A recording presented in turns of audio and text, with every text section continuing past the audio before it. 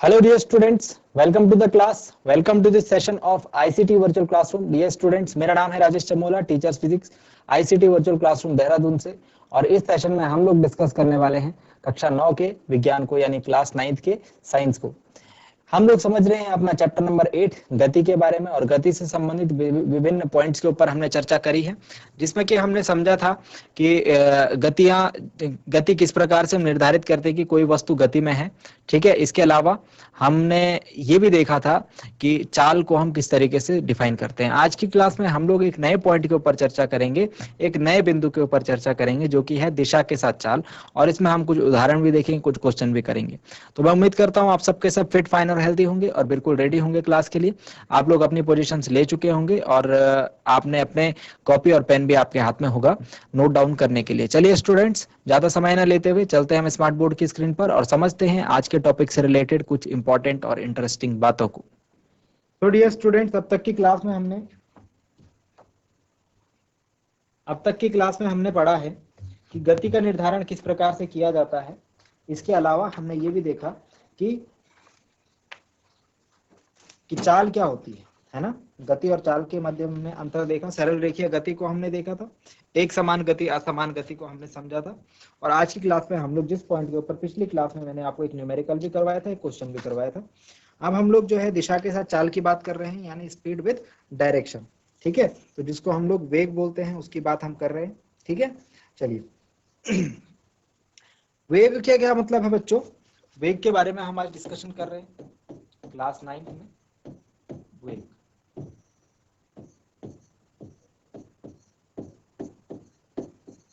यानी velocity. Velocity और कुछ नहीं बल्कि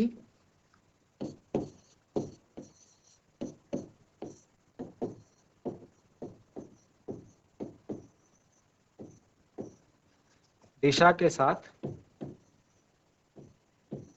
चाल को वेग कहते हैं। मतलब चाल है, हमने कल चाल के बारे में डिस्कशन करा था, है ना। चाल बराबर दूरी बटे समय।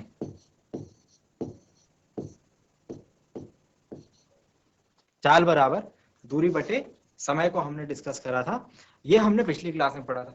लेकिन वेलोसिटी भी सेम यही चीज होती है, बस इसमें दिशा भी इंक्लूड हो जाती है। इसमें हम लोग दिशा भी इंक्लूड कर देते हैं, तो वह हमारा क्या हो जाएगा, वेग हो जाएगा।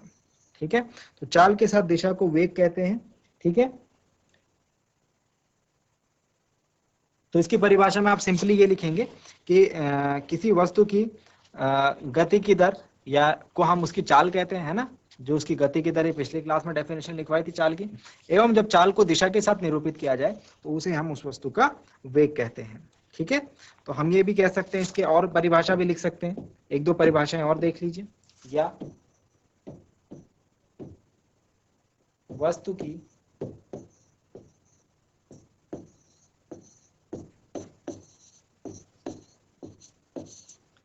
किसी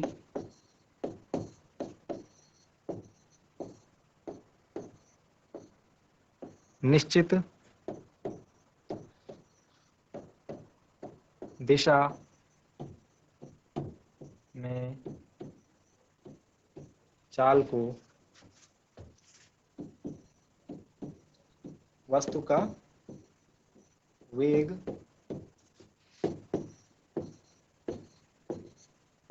कहते हैं। ठीक है, वस्तु की किसी निश्चित दिशा में चाल को वस्तु का वेग कहते हैं। ओके, दो डेफिनेशन हमने यहाँ पर लिख दी।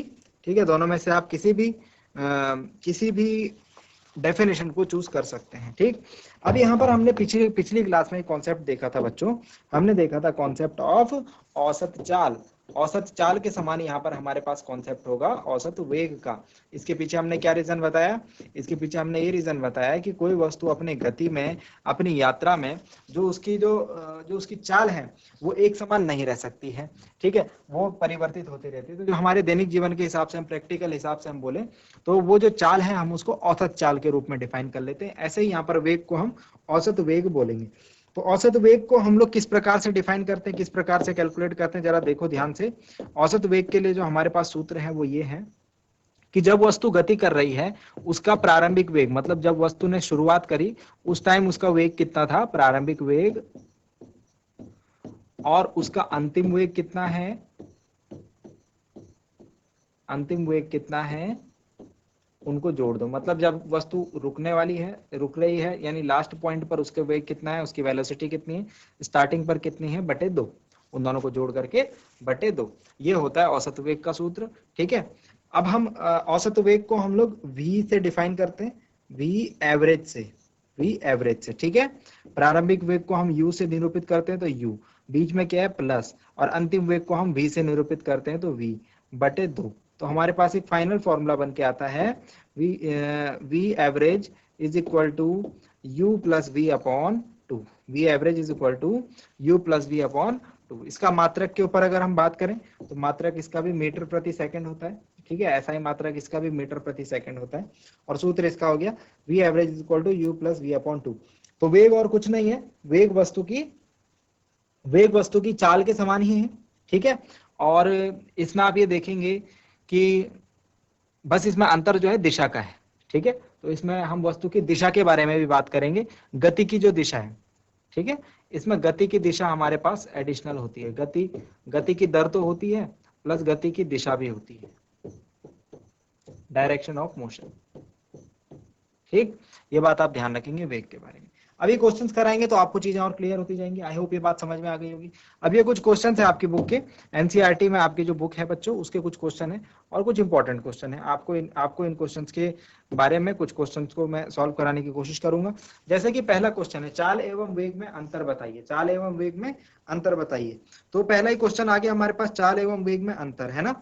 अब देखो, अभी मैं आपको क्या बात बता रहा था, अभी मैं आपको ये बात बता रहा था कि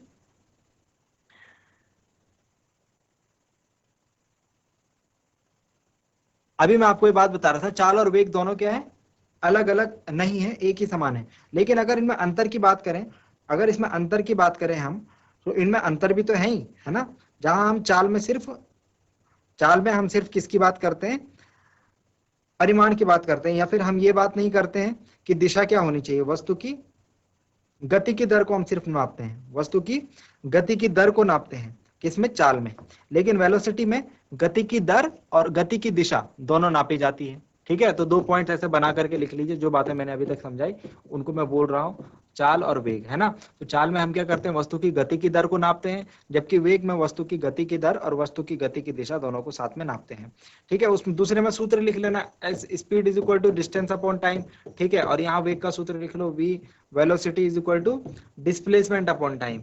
ठीक है, तो मैंने आपको दूरी और विस्थापन बताया था ना, तो दूरी बटे समय कर दूंगा तो चाल हो जाएगा, विस्थापन बटे समय कर दूंगा तो वेग हो जाएगा। आपको याद आ रहा है, विस्थापन में मैंने आपको क्या बताया था, विस्थापन में दिशा का फर्क पड़ता है, लेकिन दूरी में दिशा का फर्क नहीं पड़ता। तो ठीक, चाल में भी दिशा का फर्क नहीं पड़ता, तो चाल बराबर दूरी बटे समय हो गया और वेग बराबर विस्थापन बटे समय हो गया। इतनी बात आप ध्यान रख लीजिए। ठीक, 2 पॉइंट हो गए आपके पास, 2 पॉइंट हो गए।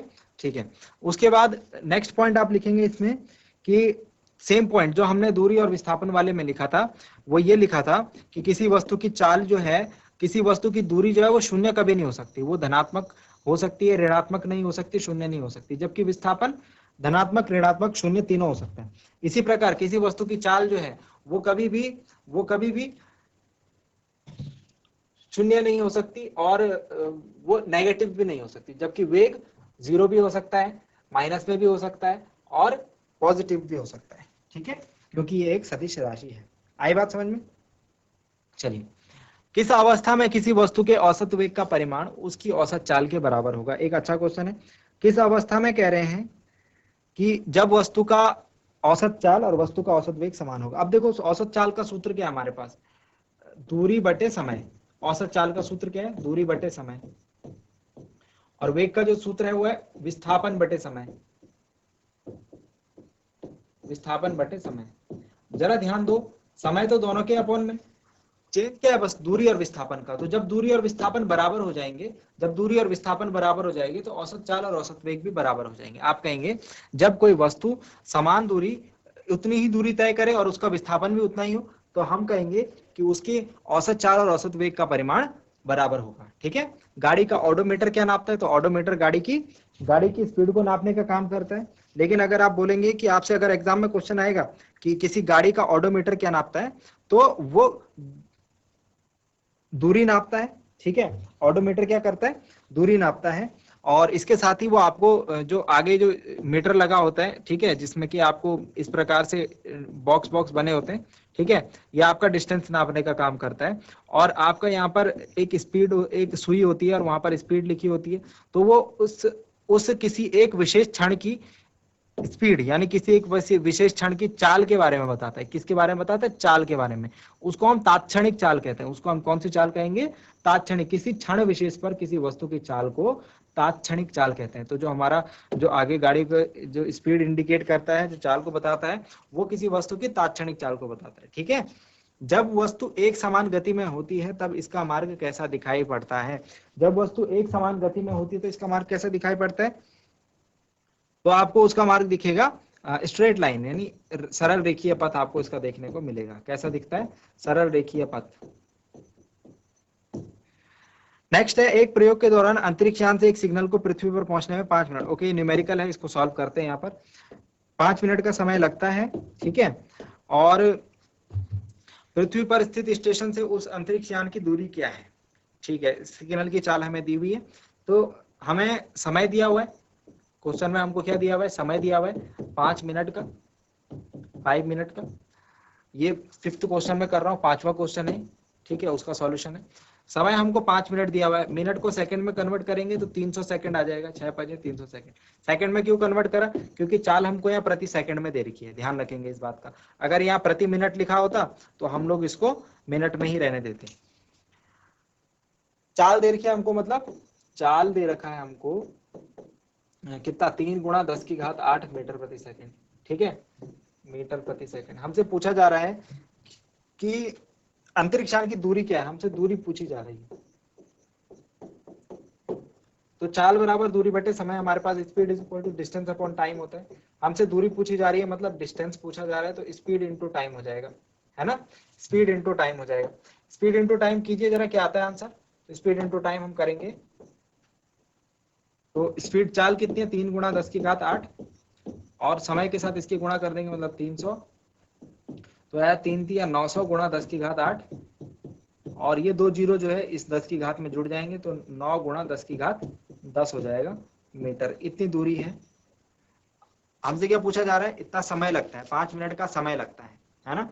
तो पृथ्वी पर स्थित स्टेशन से उस अंतरिक्ष यान की दूरी क्या है, आप लिखेंगे पृथ्वी पर स्थित उस स्टेशन से अंतरिक्ष यान की दूरी जो है 9 गुणा 10 की घात 10 मीटर है। 10 की घात से क्या मतलब हुआ, मतलब 9 के आगे 10 जीरो होंगे ऐसे।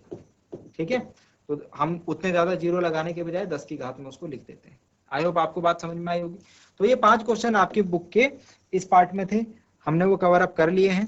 अब हम आप लोगों को लेके चलते हैं नेक्स्ट पार्ट में, और कुछ क्वेश्चंस हमको मिलेंगे। ये कुछ क्वेश्चंस होंगे हमारे वेग से रिलेटेड, जो अभी हमने वेग का सूत्र पढ़ा था ना, उससे रिलेटेड होंगे। तो इंटरेस्टिंग क्वेश्चन है, आप लोग जो है जरा देखने की कोशिश करो, समझने की कोशिश करो। चलिए, तो नेक्स्ट क्वेश्चन हमारा कुछ इस प्रकार का है। ठीक है, उदाहरण है ये आपकी बुक का। ठीक है, ये आपकी बुक का एग्जाम्पल नंबर है, आई थिंक 8.2। ठीक है, क्वेश्चन में क्या बात करी जा रही है, क्वेश्चन में कहा जा रहा है यात्रा शुरू होते समय कार का ऑडोमीटर 200 किलोमीटर प्रदर्शित करता है। ठीक है, दूरी बता रहा है 2000 किलोमीटर। ऑडोमीटर मैंने बताया था क्या बताता है, दूरी बताता है, कितनी दूरी चली। यात्रा समाप्ति पर 2400 किलोमीटर प्रदर्शित करता है। यात्रा समाप्ति पर क्या बताता है, 2400 किलोमीटर। यदि इस यात्रा में 8 घंटे लगते हैं तो कार की औसत चाल को किलोमीटर प्रति घंटे और मीटर प्रति सेकंड में ज्ञात करें।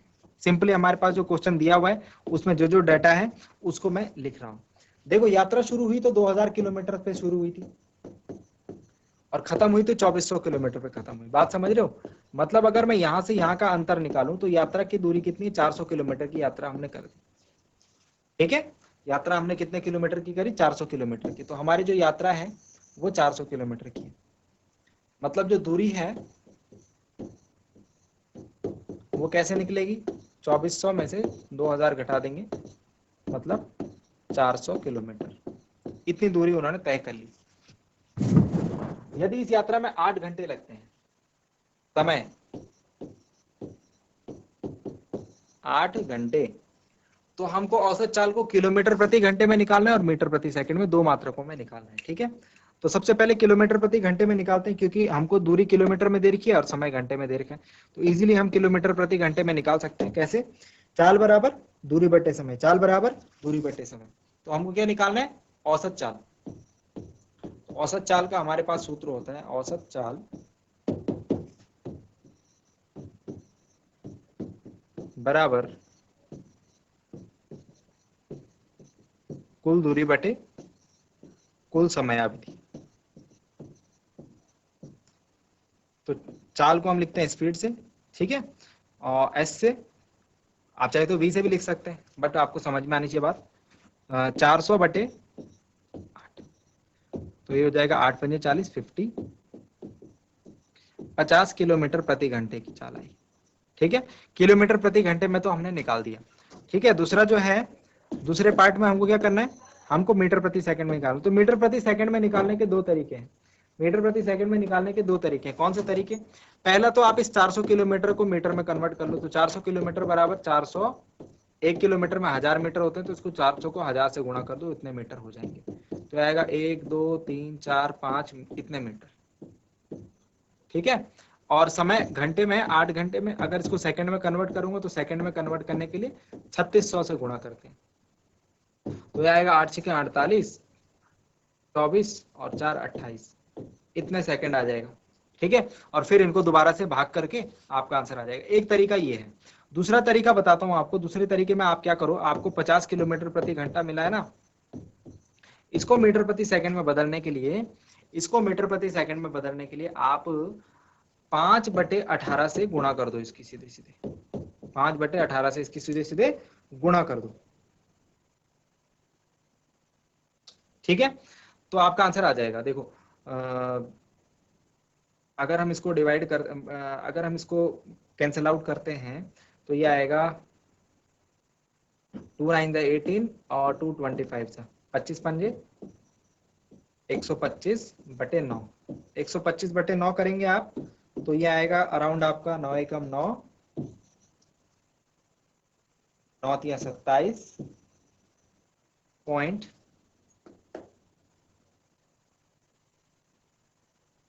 80, 9 9 81 अराउंड उसके आएगा ना। तो मैं राउंड ऑफ करके लिख रहा हूँ 9 9 80, 80 आ रहा था वैसे, बट 0.8 समथिंग आएगा तो मैंने उसे 9 लिख दिया। तो स्पीड, दोनों स्पीड हमारी सेम है, बट एक मीटर सेकंड में है और दूसरा है किलोमीटर प्रति घंटे में। ये बात आप ध्यान रखेंगे। तो 50 किलोमीटर प्रति घंटा भी सही है, 13.9 मीटर प्रति सेकंड भी सही है, बस दोनों अलग अलग मात्रकों में हमने उसको निरूपित करा हुआ है। उस बात से आपको ध्यान रखना है। बाकी जो हमारी कैलकुलेशन है वो आप किसी भी प्रकार से करें, मैंने आपको दो तरीके बताए करने के, आप जिस भी प्रकार से करें, जिस भी तरीके से आपको उचित लगे उस तरीके से आप कर सकते हैं। ठीक है बच्चों, इसी प्रकार से एक और क्वेश्चन हम लेते हैं, एक और क्वेश्चन करने की कोशिश करते हैं। देखो बच्चों, अगर आपको पढ़ाया हुआ समझ में आ रहा है तो उसका सीधा सीधा मतलब है कि आप न्यूमेरिकल कर पा रहे हैं। ठीक है, अगर आपको न्यूमेरिकल करने में दिक्कत हो रही है मतलब कि आपको कहीं ना कहीं समझने में समस्या हुई है। तो अगर आपको समझने में समस्या होती है आप बेशक मुझे बता सकते हैं। मैंने आपको काफी बार बोला हुआ है कि आपको समझने में कोई भी समस्या होती है आप बिल्कुल उसको बता सकते हैं। क्वेश्चन है, उषा 90 मीटर लंबे तालाब में तैरती है। वह एक सिरे से दूसरे सिरे तक सरल रेखीय पथ से जाती है तथा वापस आती है। इस दौरान वह कुल 180 मीटर की दूरी 1 मिनट में तय करती है। उषा की औसत चाल और औसत वेग को ज्ञात कीजिए। क्वेश्चन को अगर आप समझ पा रहे होंगे, क्वेश्चन को अगर आप समझ पा रहे होंगे तो यहां से सपोज उषा चढ़ना स्टार्ट करती है, ठीक है, यहाँ से स्टार्टिंग पॉइंट है और यहाँ पर जाती है, ये एंडिंग पॉइंट है। फिर ये यहाँ से वापस आती है, एक चक्कर पूरा लगाती है। यही तो लिखा हुआ, एक सिरे से दूसरे सिरे तक जाती है और फिर वापस आती है। तो मतलब कि वो जिस बिंदु से निकली थी उस बिंदु पे वापस आ गई। यहाँ से मुझे दो बातें पता लगी, यहाँ से मुझे दो बातें क्या पता लगी। देखो जरा क्वेश्चन को किस तरीके से सॉल्व करेंगे। सॉल्यूशन, क्वेश्चन में जो बातें बताई छुपी होती है ना, हमको वो निकालनी होती है। तो दूरी उसने कुल दूरी कितनी तय करी? 180 मीटर की, वो लिखा हुआ है हमें। ठीक है, 180 मीटर की दूरी तय करी, लेकिन उसका विस्थापन कितना होगा बच्चों?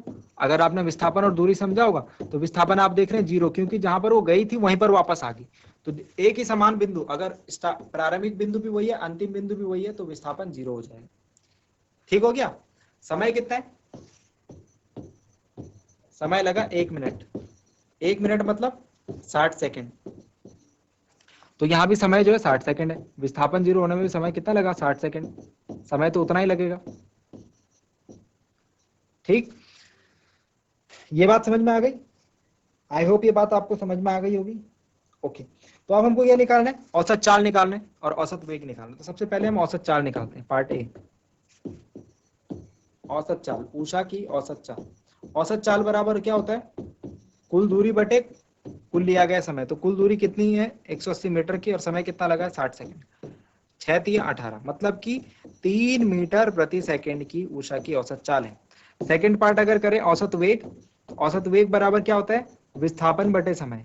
औसत वेग बराबर क्या होता है, वेग में हम क्या करते हैं कंसीडर विस्थापन को।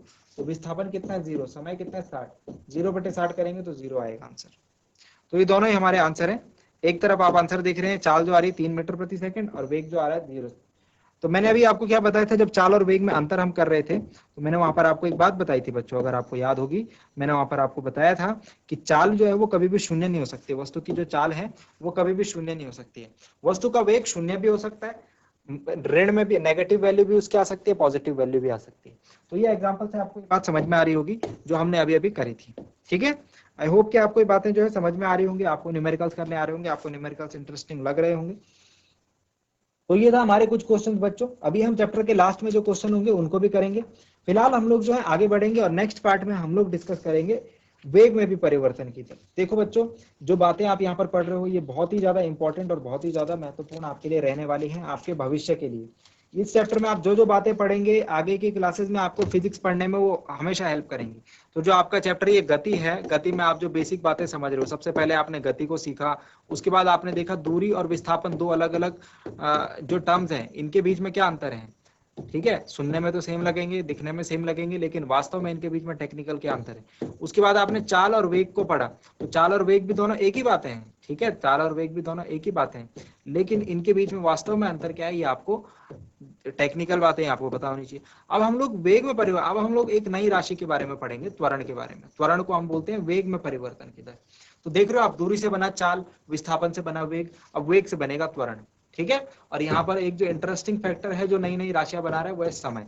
ठीक है, तो गति एक ऐसा चैप्टर है जिसको आपको पढ़ने के में आपको बहुत ज्यादा इंटरेस्ट लेना चाहिए, बहुत ज्यादा इसको। अगर आपको चीज समझ में नहीं आ रही है, मैं मानता हूँ आपकी चीज दिमाग में नहीं आएगा अभी, या फिर नहीं, कुछ बच्चों के नहीं आ रहा होगा, इट्स टोटली ओके।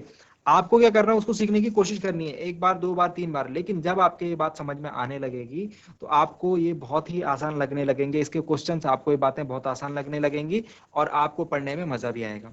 तो आप इसको समझने की कोशिश कीजिए, एक बार नहीं होता तो दो बार, तीन बार, चार बार। ठीक है, बाकी आपकी हेल्प करने के लिए तो मैं हूं ही। ठीक हो गया, तो नेक्स्ट क्लास में हम लोग क्या पढ़ने वाले, जरा फटाफट से हेडिंग डाल दीजिए मेरे साथ। नेक्स्ट क्लास में हम लोग त्वरण के बारे में बात करेंगे, एक नई राशि के बारे में बात करेंगे। पुट कीजिए हेडिंग मेरे साथ, पुट कीजिए हेडिंग त्वरण। त्वरण को हम कहते हैं एक्सेलरेशन। एक्सेलरेशन को हम लोग अगली क्लास में पढ़ने वाले हैं। तो डियर स्टूडेंट, आज की क्लास में हमने देखा चाल के बारे में और वेग के बारे में। ठीक है, अब अगली क्लास में हम लोग वेग में, अगर वेग में परिवर्तन होगा तो उसको क्या कहेंगे, उसको त्वरण कहेंगे। ठीक, तो ये तीन चार राशियों के बारे में आपको पढ़ना है, इन्हीं तीन चार राशियों के बारे में आपको पढ़ना है। गति के चैप्टर में आपके पास यही तीन चार राशियां, दूरी है, विस्थापन है, चाल है, वेग है, त्वरण है। ठीक हो गया, तो ये पांच राशियां हैं। अगर आपकी समझ में अच्छी तरीके से आ जाती हैं, अगर आप इनको अच्छे तरीके से समझ जाते हो तो पूरा चैप्टर समझने में आपको कोई समस्या नहीं होगी। और आगे की क्लासेस में भी, आगे की क्लासेस में भी जब आप फिजिक्स को पढ़ेंगे तो आपको बहुत मजा आने वाला है।